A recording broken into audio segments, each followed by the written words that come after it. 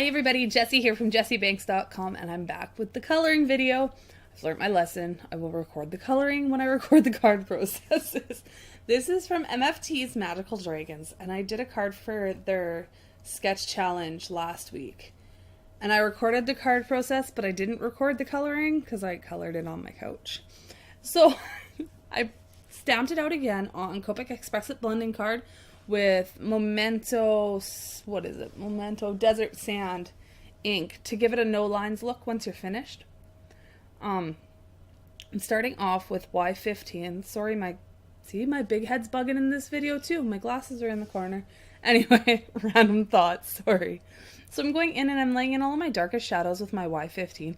I do have the original card beside me while I'm filming this, simply because I don't normally color things twice very often at all, never mind exactly the same. So I needed, or as close to the same as I could. So I needed to have the card beside me in order to make sure that I was getting somewhat similar to how I had colored her up the first time. Now I'm going in with Y13 and I'm going all the way back to the stamped line and blending that out a little bit further into the white area. I find when I color on Express It paper, which is what I usually do my Copic coloring on, unless I'm doing ink blending in the background or some sort of another medium with it, I only need to go and put one layer of colors on. I don't have to color over it a second time. Sometimes when I color on like Nina or stuff like that, I have to put 2 coats of color on in order to get the smooth blending I want. So I went in with Y11. Now I'm coming in with my colorless blender, and this is how I achieved it being a very, very soft look. It'll pull some of the color into what's left of the white area and push some of the darker colors back, and it just gives it a really soft color. It looks pretty vivid right now because there's nothing else around it, but it's very soft in the end. Oh look, I took that lid away. Must open the wrong side of my marker. So now I'm coming in with my R29, and I'm going to mark in where all of my deepest shadows will be. While I'm working with the pink here, and I'm going rather slow because I don't want to color outside the lines because the lines aren't black, so they're not quite as in my face as they usually are. I'm going to do it in pieces. So I do the head first, and then I do one side of the body, the other side of the body, and then I do like the foot and the tail and the wing. So I do it in like 4 stages, I think I color it in. But I'm starting by marking in the darkest parts on the head, the R29. Then I'm going to come in with the R25. Again, I opened the wrong side of the marker. Fill in the rest of the nose and slowly start blending out those colors. So I am going to continue on stretching out the darkest line around the face just to get it a little more round, and slowly pulling that color into the white area of the image.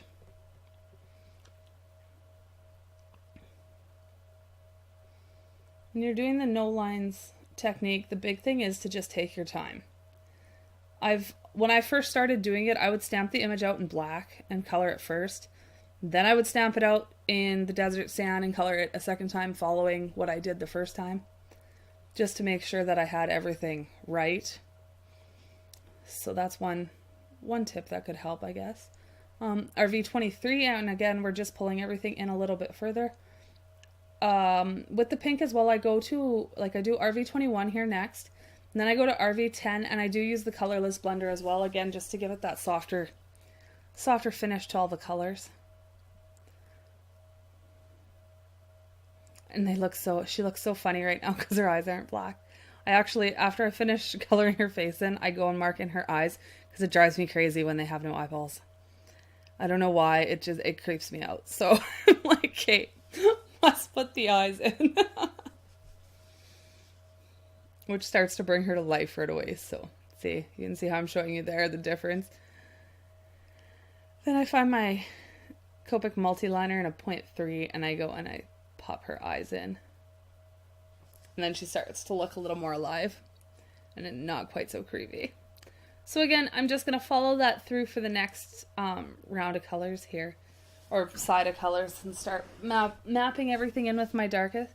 Here, when I did this side of her body, you can see part of her leg and her arm there, and I had to be very, very careful on how I shaded that. Just pay attention so that you make sure that you've got the differentiation, that you can tell the difference, because I can't say that word apparently this morning, that you can tell the difference between what's her leg and what's her arm.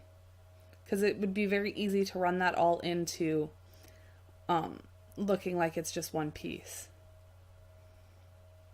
So I only sped this video up 2 times its original speed. So it's nice and slow. I figured since I didn't show you guys the first time, I should show it to you slowly the second time. I felt so bad. I didn't think anybody would want to see it. And then everybody's like, where's the coloring? And I'm like, oh, my bad. Sorry. So back to RV23. And I just repeat that process over and over again until I get to the scales. Or scales, I don't know. What are those things that go up the back called? I have no idea. I couldn't think of the word astronaut either last night, so, you know. It's being one of those days. So, I have nothing else to talk about because it's all the same technique. Even when I go into the horn and the little bumpies along the back and her claws and things, and I do them with the teal, I use BG 4945 and then I blend that out with the 0. So, and that's not on every image. That's simply on this one because I did tip to tip here just because I found that white was a little too vivid in the middle of her face, so I put some on the colorless blender and went and blended that in. I just find that it blended it out and gave it a way more softer appearance to the colors at the end, which was kind of what I was after. So here when I'm doing her arm, I want to put some shading on the bottom of her arm, but I don't want to just put it on the actual stamped line of the arm. I want to create like a rounded look to her arm. So I'm leaving that little bit of white between the stamped line and where I put my shadow on her arm. And then when I get to the lightest color, I'll fill that in with the RV10. So I'm just taking my time and slowly mapping everything out. So I'm going to leave her foot for now, and I'm going to leave her tail and her wing, and I'm going to do those last. Actually, I think I do the tail and the foot, and then I do the wing, because I forgot about the wing, but I'm just working it in pieces, just because pinks are harder to blend. Pinks and reds, they dry faster, they're more difficult to work with, they like to bleed into each other. So if I take my time and do them in sections, I know that everything's kind of ending up where I want it to be, and I can compensate for if I muck something up here by doing the same thing there so that it looks like it was intentional, because I do that.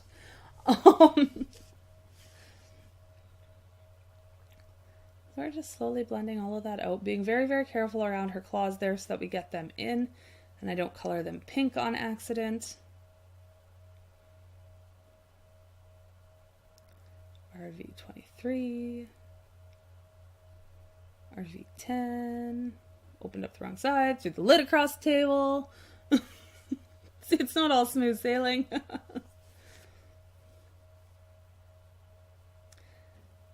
that all in, and then I'll come in with the 0 and just soften out the lighter areas a little bit. And then we'll come in and do the darkest area on her foot. Oh, I grabbed the 25. That was supposed to be 29, so I switched markers. There, I have my hand right over top, and that's just because the tip of her tail where it's curled there is actually just the single stamped line. There's no area to color it in.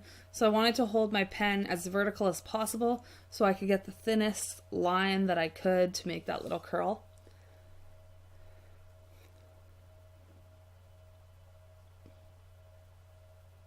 If you guys could see my hands move while I'm talking to you all about this, people would think I'm ridiculous. Let's sit in my living room and have a conversation and flail our hands around. And I forgot to put the RV23 into the tail.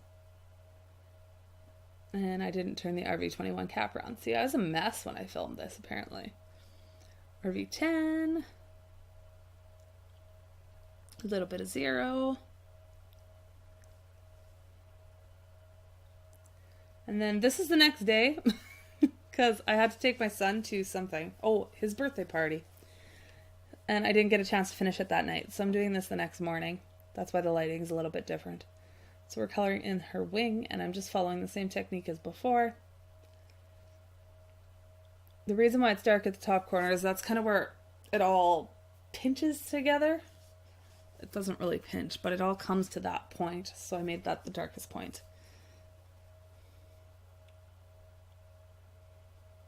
of her wings.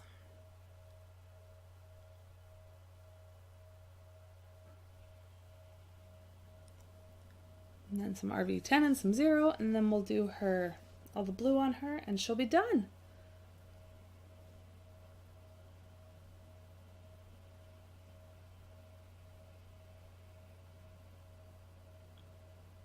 So now we're doing BG49, and I'm just going to mark in the darkest on everything, and then go through with the 45 and the colorless blender.